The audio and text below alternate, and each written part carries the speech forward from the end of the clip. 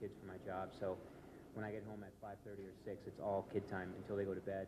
That's when I usually could fall asleep around 9 o'clock, get up at 1 a.m. and work until they wake up again. So one of my student employees said, how do you stay up? What keeps you up at 1 a.m. when you're really, really tired and you've got, you still got to plug through a proposal or something?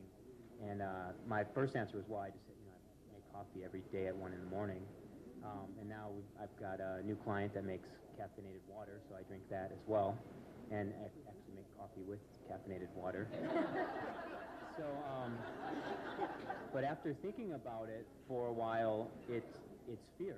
It's the fear of the business not making it. It's the fear of not living up to a commitment that keeps me going at that crucial time when I should be sleeping. And I want to make things work. I want to make this thing be a success because I love the job I have, and I love seeing the people I work with have fun in their job. So that's one way I get through some of the, or keep fear positive. But there's a thing I learned from one of my clients. They manage some of the charter high schools, and I also learned from my son's daycare. They call it circle time. So at some point during the day, every day, it's quiet, respectful time in a circle or sitting on circles or however you want to do it, and you talk about things, and you open it up to the group, and you pass around something that signifies whoever's holding that gets to talk, and you address whatever issues need to be addressed. So we have circle time in the office probably 3 or 4 times a week or whenever we need it. Anyone can call circle time whenever it's needed. But you address things that you're either worried about, you're stressing about, you're pissed off about, whatever it is. And Circle Time's got a brand to itself of just being respectful during that time, so you're not criticizing people for those issues. Thanks. Fear. I really struggle with this one, and just to put it out there and to make sure I don't sound like I'm talking from Mount High, most of my life I've struggled with an anxiety disorder, and have spent really a lot of time and energy focused on trying to figure out how to modulate that. So here's my thing on fear. I think almost any level of fear can be it can really distort your perspective. I used to think that I could run on fear. Like I really thought that it was an energy that motivated me and got me up and got me going. And if I just ran fast enough on fear, I'd somehow, lap everybody. And fear and anger, it's just sort of toggle between the two. And what I discovered is that it's like running on fumes in a gas tank. It's like your car just keeps breaking down. You keep getting sick, you keep getting tired, you keep getting angry, you lose employees, you lose relationships. And it was after that, fiasco that I had that I finally got myself into some hardcore coaching. Went down to the Center for Authentic Leadership and spent, about $21,000 on, okay, I got to get my act together as an executive. And out of that program, I walked with some real good tools. And the number one tool I took away was something called the Hidden Declaration, which I already shared with you in the beginning, which was my absolute terror around being seen as a failure. Well, it's actually, just to expand on it, stupid, crazy failure. And there's lots of good reason for all 3 words. One, because I do have all elements within me. But the fact of the matter is I'd spent my entire career running like crazy, trying to prove to the world that I wasn't a stupid, crazy failure. And in the process, ended up walking smack into it with my business. And it was only after that that I've been able to figure out a different energy source. And that energy source, I'm a beginner here. Let me say I'm below a beginner. I'm really, really new to this. But it's really trying to step into more of the passion and step more into the real sustaining gas, which is self-belief. Really, truly coming at it, not that I'm afraid you're going to leave or scream in fear if you really see the real me, but more that by stepping out with a level of authenticity and connecting with people, that becomes the juice by which my car runs. And the more positive connections I have, the faster the car seems to go, and it's sustainable energy.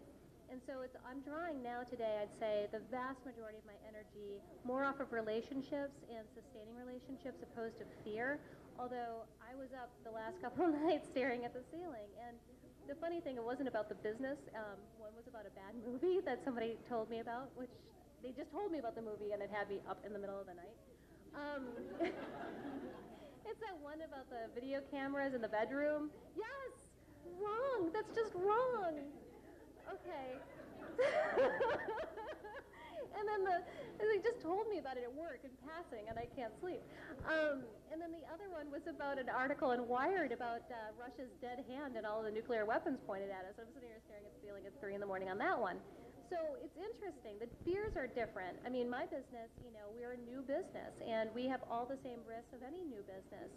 But I guess I have enough self-faith at this point that I feel good about, I know I'm trying my hardest, I know that my team's trying their hardest, and I believe that good things will unfold. But my anxiety has gotten transferred into something else, which is those two wonderful, that movie and that article that I read. So, you're welcome.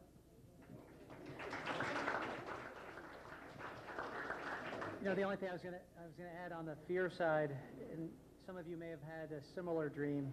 I think about the times when I'm most afraid or when the challenges and stress are the greatest. And you guys being students will appreciate this. So I'm 10, 15 years out of school the last time I had this dream. And all I remember is I have not opened the book yet. I have not started. You guys would never do this. I have not studied at all. And I'm in a cold sweat because I have final exam the next day. Now, I'm fully clothed, though. That's a good thing, because some people have that with no clothes. So that's just an ugly picture. You don't want to see that. So I haven't studied at all, and I'm trying to get myself to wake up, and I'll get up one level of out of sleep, but I'm still in the dream. And that's when it's the scariest, because I cannot get myself out of it. Fortunately, I've not had that sweaty feeling and that anxiety recently, and I think it's a lot of what Kelly said. A lot of it's relativity. It's what's relative. I have 4 children, and when you spend the night with your 9-month-old in the hospital, and they have an IV stuck in their head, and the doctors don't know what's wrong with your child, that's what fear is. And so everything becomes relative. I now have 4 teenagers, and every time the phone rings, it's a whole nother level of fear. So we have one in college, and my wife and I, when the phone rings and it's our son in Ohio, oh my gosh, you going to get that or am I going to get that? And so it becomes somewhat relative. And then at work, I am a firm believer in sort of see it, believe it, feel it before it happens, and you can make your own destiny.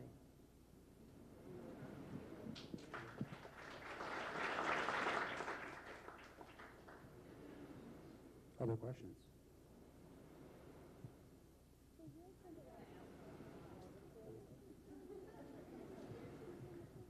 So you guys spent a lot of time talking about employee retention and morale and the communication within the firms.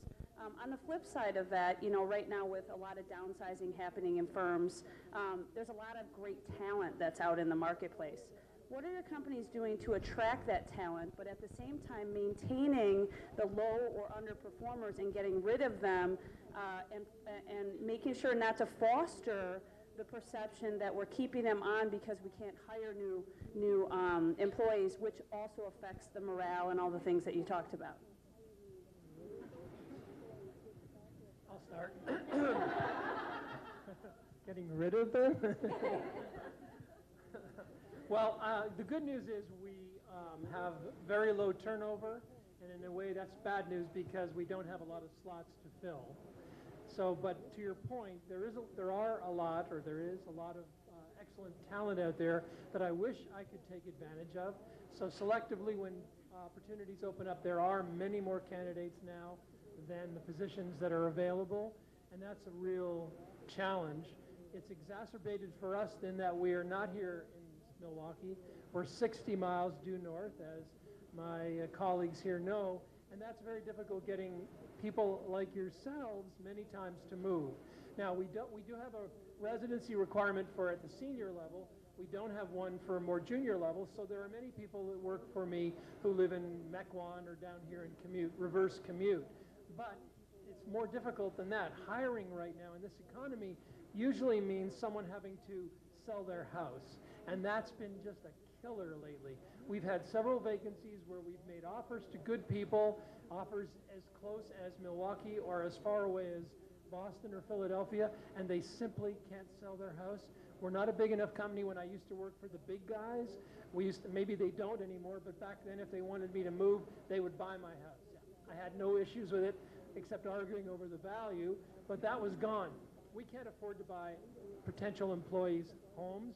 That we do help them with the real estate commission, but believe it or not, right now the biggest thing affecting us is being the talent pools out there. We want them, we need them, but they physically or financially cannot move, and we've lost good people because of it. Within our health system, we've actually implemented a process called Managing Up. So we, every year, go through a process where we look at all of our staff, look at the level of performance that they're at. So we look at high, medium, and low performers. Our high performers, we're wanting to re-engage them, make sure that they know how valuable they are to the organization. Our medium performers, we're looking to manage them up. We want them to become high performers. And our low performers, again, we want to manage them up to become at least a medium performer. In that process, have we had those opportunities to move some people out? Our first level is to move them into another role. Sometimes we just have bad matches. You hire someone, you think they have a skill set, and it's just not a good fit. So is there another fit in the organization for them? But there are those discussions that we've had to have in the last couple of years. It goes back to those crucial conversations that we've been afraid of. But it's been very important, one, for the morale of the organization. It's hard to have a high performer working next to a low performer, and where that high performer continually sees you don't do anything about it. Well, we are doing something about it. And I think it really has helped to re-engage the staff. We also look at a very strategic onboarding process for our new staff who come on board. So we're looking at 30, 60, and 90-day check-ins with staff. How are you integrating into the organization? We're a large business. We have a very unique culture. We're highly competitive within our organizations. And how do we get you integrated into that process? Are we giving you the tools to be successful? So that on an annual basis, as we have that high, middle, low conversation with you, you know where you're performing and what's expected of you to move up in the organization. I think it's been beneficial. It certainly has forced us to have those awkward conversations and has put it out there, but it's been very beneficial and a good growth opportunity for us as an organization.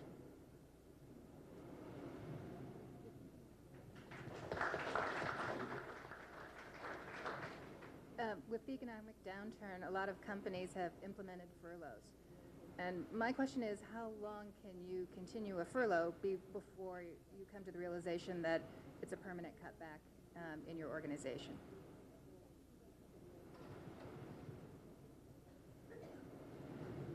We've actually done a couple things. We haven't implemented furloughs. We very cautiously looked at how we were going to stabilize our organization and made several commitments. So the first commitment we made to the staff was we wanted to keep people employed and have people coming to a job every day. And in order to do that, we've looked where we could aggressively make cuts in our business operations, where we could we made a conscious decision to hold off on salary increases for all levels within the organization. Again, with the intent of we want to stabilize our bottom line, make sure we're doing the right investments, and then return those programs when economically it makes sense. So that's been our approach. We have not put people out on furloughs. We've looked carefully at any open positions we have. Do we need that role? Is it a different role that we need? There's a lot of bartering going on in the organization. So where an executive may need another resource and you have an open resource, you may be moving a resource over to that other team. But I think we're trying to be strategic and thoughtful so that we can maintain a solid employment platform. And I just add, at M&I, it's very similar. It hasn't been a furlough, but some of the past points people brought up, we have salary freezes at a certain level and above, incentive compensation for the highest level to somewhere in senior management, it was 0. So we've tried to preserve all of the capital and maintain the labor force as best we could.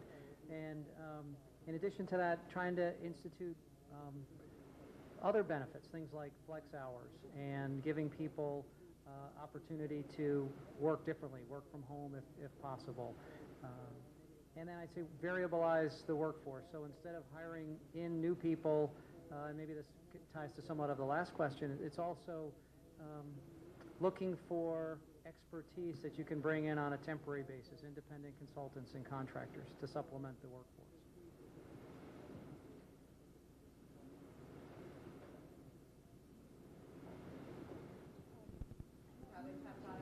In your experiences, thank you, Jim. Have you used networking, or do you have a mentor? And then the reverse side, do you mentor some other young talent that's coming up? And how do you see the benefits of that? I'll jump in quickly. That our business model is built on that, bringing students in, feeding them to mentors, connecting them. I have a few that I use as well, myself personally, in business. So it's been great because it not only doesn't just professionally help you, but it can help you establish more connections to possible business relationships down the road. If I could, some people have probably read in the news. I've talked on this issue for the last, 15 years. Very early in my career, I was blessed to get a great mentor in George Dalton, who is the founder of Fiserv. And he was on my board of directors for my first company, and really gave me a hard time. Love him to death, but boy, he put me through a ringer. And my favorite comment of George's was at one point with Sun Tzu Security, my first company, which was selling security to companies like Fiserv. He turned to me and said, Kelly, you are so smart, you're so talented. Why in the hell are you selling something nobody wants to buy? And that was one of those moments where I went home and I cried. And I came back and I said, George, you're wrong. I'm going to prove you wrong. And it was 1998, and it took me several more years. But in 2003, George finally came back to me and says, you were right. Security is important. and I think I might be one of the very few times he actually coughed up a "you're right" statement. And the reason why I point that out is that mentoring is really, it's just critical. And sometimes it's the negative comments, too, that feed you. In my case, it was a lot of energy to prove George wrong. But more importantly, I think that he did save me on so many levels, so many heartaches and pitfalls. And one of his biggest pieces of advice to me was around customer service and client satisfaction and basically client delight. And I spent a lot of time in my career working on that, thanks to George's mentorship. And since George, I've collected really a who's list of some of the world's great entrepreneurs and business people. And I have this advisory board, and it's my personal advisory board that I go to. And I think there's a name for it, the Mastermind Group. And it's a group of about 5 or 6 individuals, that I ask really amazing personal questions to about my own career development. And I can trust to get very candid, authentic responses. I might not always like or agree with what I hear, but I've got this amazing resource at my hand. And it took me almost 2 decades to pull this all together. But there's no time to start like the present. I have the moderator's prerogative to throw in a question here. And to get back to Bob's point about the readings that I sent to you, you've talked a lot, all of you, about managing relationships, managing fear, and so on. And I wondered if you had some comments or observations about the concept and the framework called emotional intelligence and the competencies and skills associated with being more emotionally intelligent, both individually and as organizations.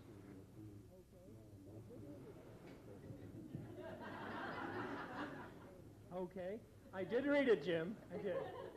Actually, as Jim knows, to hit one of his classes, I actually talked about this quite a bit.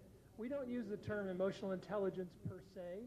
But the comment or the concept behind it, absolutely. We believe in it passionately, that to work as a high-performance organization, not only do you need to manage outwardly, if you will, managing your interpersonal relationships with your team, but you need to manage internally too, managing your own emotions, managing, I guess, the concept behind emotional intelligence is not only knowing how that person is seeing you, but how are you seeing you? And it gets to some things that Kelly and I think Brent have talked about too. So we put a very high value on coaching and guiding people in learning how to manage to their own self-expectations. Now, do we do this deeply and widely? Not as much as I'd like. But we do mentor, and we do try to help people achieve the full range of their capability to the same concept that Mary was talking about. Not everybody can be superstars. Not everybody is on the right seat in the bus. But where I feel good is when people look at themselves in the mirror in the morning and feel good. I don't want them just feeling good when I'm sitting across the desk or one of the people who work for me tell them you're doing a good job or giving them constructive coaching. I want them to feel good when they look in the mirror in the morning. And I've had jobs where I did not feel that, and I can tell you that that is not the way to live. For the Management 6N students who were on the field trip to Sargento, during part of the time we were with the executive, there was a lot of noise and laughter coming from the room next door. And we found out later that it was actually a workshop on emotional intelligence. Now, I read the reading as well. But I may not be as smart as all of you guys, so I don't get all the nuances of each of the readings. But what I took away from the EI reading, it was probably one of the things that I've not been great at in my career. I mentioned earlier I was a math and economics major, very numbers-oriented, bottom-line driven, and first part of my career, very successful, just plowing forward based on the numbers and the facts.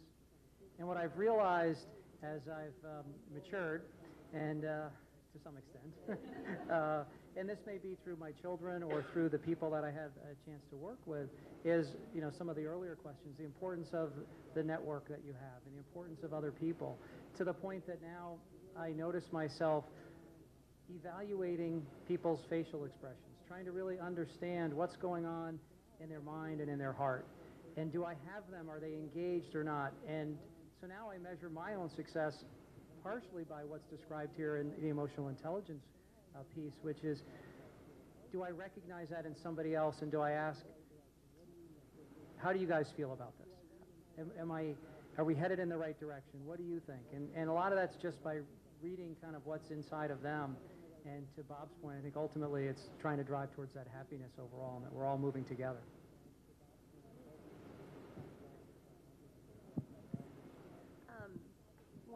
One of my big learnings that came out of the coaching work that I did had to do with the fact that I nexted a lot.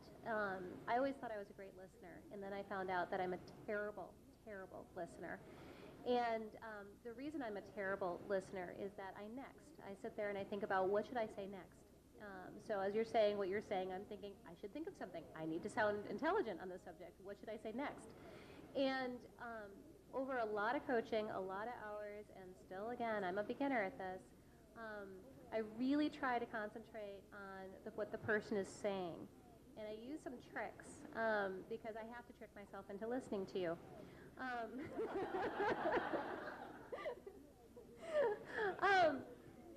And basically, I try to memorize what you're saying so that I can say it back to myself. So instead of nexting to the next question, I'm memorizing what you're saying, and then I'm repeating it to myself. And it's a little trick I use, but it's really powerful because there's always a lag, or typically a lag, between what you say and then what I chime up with, because I'm still repeating back in my head what you just said.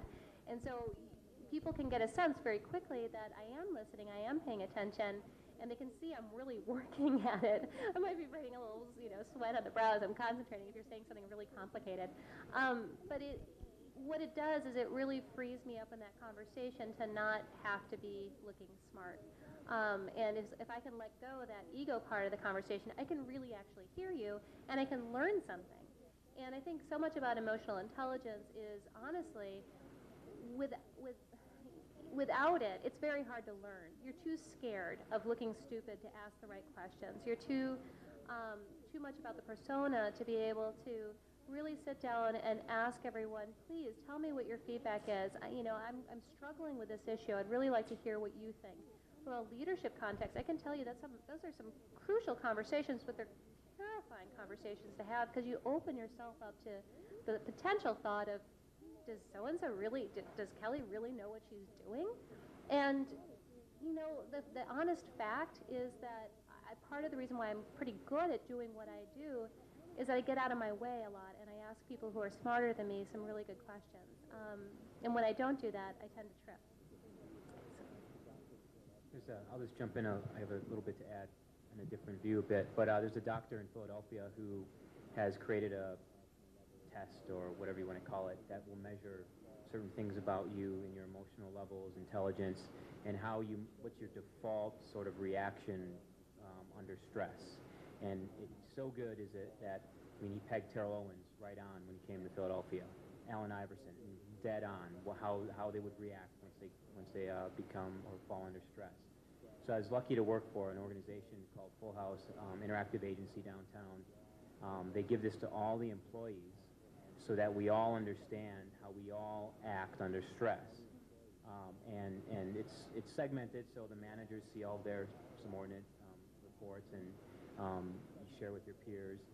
But it's all about managing and communicating with people, more importantly, understanding how they're communicating with you, whether in normal circumstances or under stress. It's not always something personal. It's their default emotion. So what I try to do is I take that, and there's labels like copywriter and headliner, so you can actually label people, which is great. But while there, we looked at, how do our clients fall into this? Because that tells us how we need to present to them, how we need to give them information and move them through the purchase decision process. So I've taken that now to my students and young professionals who may be presenting for the first time and don't understand when there's a harsh comment back or when a client loves it but then never does anything about it. So what we have to do is work through that emotional intelligence of, what type of personality is this client, how best will they receive information, and what is that information, what format does it need to be in so that we become smarter and we just understand it's nothing personal most of the time, it's just how people think through decision making. I'll add one last comment to all of this. Being in the healthcare industry, we're in a very different position as it relates to, I think, emotional intelligence. The people we take care of are at their most vulnerable point when we're interacting with them. And so as we deal with our staff and help our staff understand, how do you help support that individual that we're dealing with, that they are in the middle of a very frightening process, they are very vulnerable, they're at risk, and more importantly, oftentimes feel they don't have much control. They don't know how to get above and beyond whatever is going on with them. And so how do we help support that? We've tried to do things within the organization that start to bring to the patient some comfort and understanding of the expertise we're bringing to the table. So a great way we've done this, we've implemented a process with our staff called Aid It, where we, in the first few minutes of interacting with a new customer, there is an introductory process that's scripted for the staff. They've built their own AIDITs that talk about what their background and experiences and what their interaction's going to be, how long that interaction's going to happen with the patient. We're often, both our patients and the people who are providing care are caught in some very tenuous, vulnerable situations. Our providers want to make sure we're doing the best care possible, and sometimes the outcomes aren't what we want. And then we have the patients and how we deal with that. So that piece of emotional intelligence is highly critical. Having those crucial conversations, interacting with people and being able to understand where the person you're interacting, where they're coming from and what they need, I think is critical. Hi, my name's Dan. I'm a recovering entrepreneur. And so I'm an assistant professor here at Alberta, which I've met some of you earlier. I'd just like to make one comment and one question. One is, I think it is very, very brave of you on this panel to share your failures with this group. I think that's an amazing thing to do, as well as your emotions about your business and your experiences. So I'd like to have everybody thank them for that. That's very unusual. My question is, when you start a business, you're asked or encouraged to think about your core competency, you know, what you're good at, what you do. But it's also been my experience that if you're too focused on that, you may be missing other opportunities. My question then is, how does one balance staying focused on your core capability, but yet still keeping the blinders a little bit open to recognize those wonderful opportunities? Next question? No. It's a really good question, and I think that I can speak to it.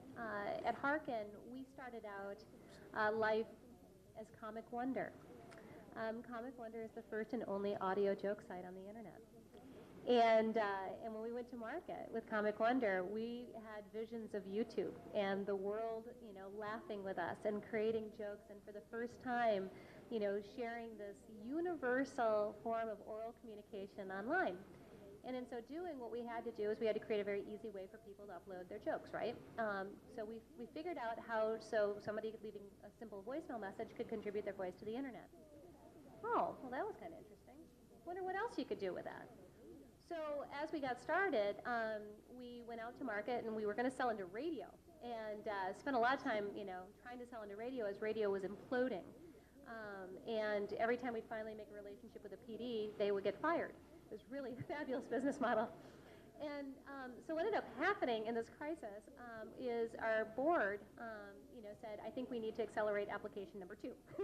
So while I was out there, you know, slugging it out in the radio industry, my husband, the visionary behind our product, came up with a second product, which we launched in March of this year, called Voice Screener, which is essentially TiVo for interviews. Same basic concept. We had now millions and millions of hits on our web telephony platform, which meant that it was enterprise grade. We can handle millions of calls per month on our system, and it solved a very discrete problem. So we had to do a complete pivot shift, remodel business, go back out to my original investors and say, well, we don't have any revenue, but you should invest in us because we've got this really great thing. It's called Voice Screener, and it's going to change hiring. And they all looked at us, and to my shock and amazement, basically wrote me a check for $2 million and said, here you go, we know you can do it. Now, the fact of the matter is we are doing it, and we're doing it in a really spectacular way in less than 6 months. Now, why do I tell you all of this? The reason is it's all about the ability to shift and pivot. Our original business model and who we were and our identity, the LLC, everything had to change almost overnight. And the team that I have today is still the original team. And so when our investors, we asked them, like, why is it that you're willing to stick with us? You know, it was all about the team. They trusted us that we would figure it out, that they knew that if they, you know, just gave us some more time and were patient with us, that we'd figure it out. Now, typically when a CEO goes out and says, I'm going to change the world, and everybody's going to be laughing and, you know, telling jokes, and that doesn't manifest, we get fired, and rightly so. And so my whole point on this is that sometimes, this I think speaks back to emotional intelligence a little bit, the willingness to put yourself out there and admit to the mistakes that you've made, how you've addressed them, and say, here's what we're doing going forward, can be an incredibly powerful conversation. And what it did was establish even more trust in the original team, and we lost no one over it. And so I don't know if I totally addressed your question because I kind of forgot what the question was. But I think, did I get the spirit of it in terms of self-reinvention? I don't think my story is unique. In all the companies I've done, we've had to do shift, pivot, turn, reassess, remodel, and then all of a sudden go, aha, here it is. And that all got truncated very, very much, and it has been the fastest revamp, reimagining I've ever done in a company, but I think it speaks wonders to the team of what they were able to accomplish.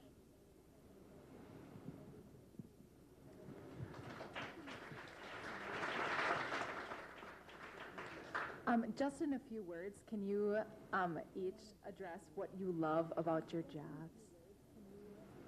I want a job that I love.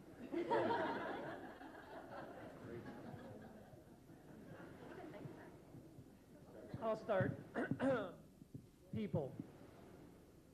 I love working with people. I love helping people grow, watching them succeed, and unfortunately, sometimes helping them fail and trying to help them through that failure. I like what Mary said earlier about trying to always move someone up one level from where they are, and that's probably my biggest thrill in my career, and I've been doing this now for 37 years. And as I've come up through business management, I've been privileged to be a CEO or a president for 22 years. And without question, the best part of it is the people, are the people. My rallying talk to my team when I flew 6 people to Las Vegas to pitch to Zappos was, we got together, I could tell they were nervous. And I said, let's just talk about something here before we go and present. We have no business being here today. Great leadership, right? But what I told them was, you know, we're students, and the company that's here presenting before us is from the UK, and there's a couple else from around the world. We have nothing to lose. Go in there, tell your story, show your passion, and talk about what you do, because we'll do just fine if you do that. And in a lot of ways, you know, I have no business being at this table. I mean, I was born one of 3 kids, single mom, no money, and the only reason I'm here is because a lot of people believed in me and helped me along the way. So the greatest thing I get from work every day is to see the look on our students' faces, our clients' faces, when they accomplish something that they probably thought they couldn't, or they get an opportunity to do something or be part of something they thought maybe they shouldn't be. I would have to say it's about the people, and it's about the innovative, unique care we provide. It's what we bring back to the patients and to the person who's receiving the care. You got to love what you do in healthcare, and you have to have a passion for it if you want to do it well. And I love my job, and I'm the person oftentimes, as I said before, that I'm the message of doom and gloom sometimes, but I love my job. I love being able to help the people of the organization. I love being able to have an impact on our patients' lives. Sounds like a common theme, but to add to that, I would say for me, it's variety, challenge, and creativity, all geared towards helping people, our customers, improve their financial state, and then seeing employees grow in their careers and as people. The thing that I would encourage people to, I know you like to read, so there was a book that I recently read and had a chance to hear the author speak. It was called Think Big and Act Locally by Jason Jennings. And in that book, Mr. Jennings talks about, don't work for a company that has a vision, work for a company that has a cause. And we tried to take that into the marketing team at M&I as an example, and that our cause is to create ideas that matter to clients. So everything we do has got to be founded on what's going to make a difference in our clients' lives, and then using creativity to bring it to life. And so that's what I enjoy getting the chance to do that every day. So mine's a little different. For me, it's learning. It's learning in a very special way. I'm kind of a thick skull, and so for me to really master a new skill, I need to throw myself into the crucible. And so right now, I'm mastering telephony, and I come out of the information security industry. So going into this business, knew very little about voice and voice technology, and so for me to feel a level of competency and to get a real mastery of a industry, I really just have to throw myself into it, and I have to basically get over the fear of being a beginner and asking the stupid questions and really pushing myself, because it's absolutely critical that I become an expert in a very short period of time. And for me, I really require that sort of high-stakes learning environment where it's either learn or die, and because, again, I'm a thick skull. So entrepreneurship suits me perfectly, as I've got an opportunity to come into a completely unique industry from what I knew, And I'm finding that I just love it because here I am learning an industry in a sense, but at the same time having a completely fresh set of eyes on some very, very old and thorny problems. And I'm just so proud of our team for figuring out Voice Screener because as we get out into the HR industry, everybody's like, why didn't we think of this? I mean, this is our industry. Who are you? And it was just a bunch of, ragtag entrepreneurs who, had a very thorny issue to solve, which was a business model issue, and went back to and said, this is a problem. This is a problem that's near universal, and I think we can solve it with our technology, and we did. And that's why I love what I do.